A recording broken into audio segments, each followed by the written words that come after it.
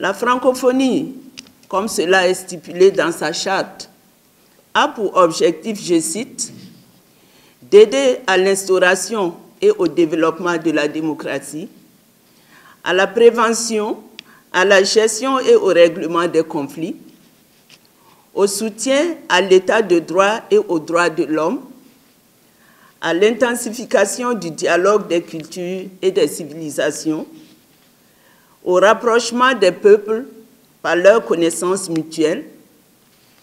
au renforcement de leur solidarité par des actions de coopération multilatérale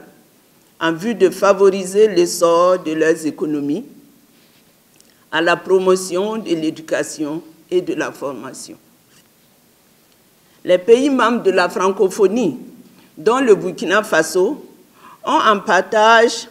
ces idéaux qui doivent concourir à la paix, à la stabilité et au développement de nos pays respectifs, dans le respect de leur souveraineté, de leur langue et de leur culture. L'OIF, notre organisation commune, tout en préservant ses fondements linguistiques et culturels, ne cesse d'évoluer depuis sa création à Niamey, au Niger, en 1970. Aujourd'hui, elle intègre de nouveaux paradigmes afin de mieux faire face aux défis et aux enjeux politiques, économiques, sociaux du monde.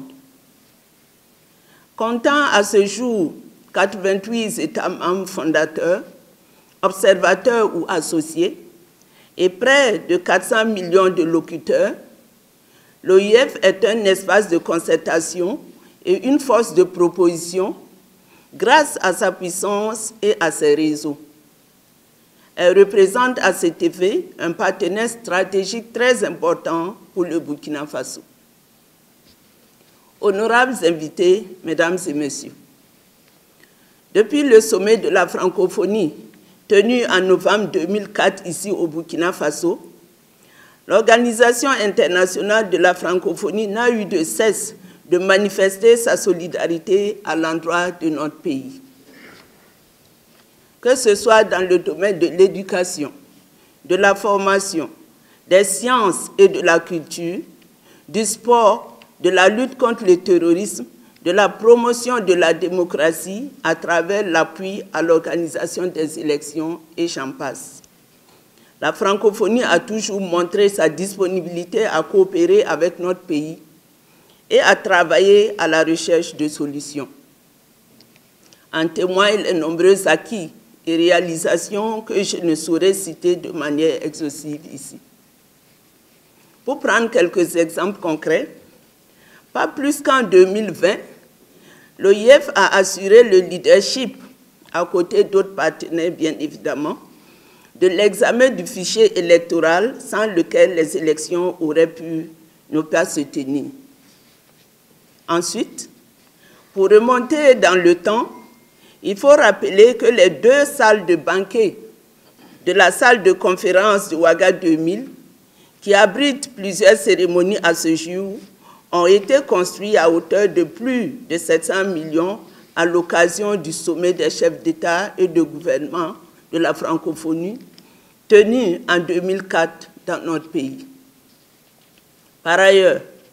une initiative transnationale soutenue par la francophonie à travers la radio Jeunesse Sahel se déploie actuellement dans les 5 pays membres du G5 Sahel dans le cadre d'une coopération interinstitutionnelle. L'objectif principal de cet outil de communication est de favoriser le vivre ensemble en offrant une vision constructive de l'avenir aux jeunes,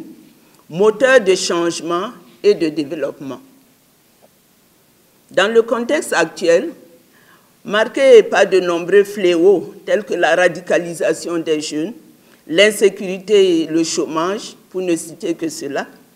une radio qui a pour vocation de sensibiliser et d'éduquer les populations me paraît un projet très pertinent.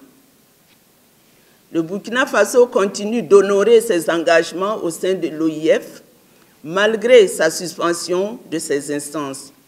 car notre coopération se poursuit dans tous les secteurs de développement à travers des projets qui profitent directement aux populations.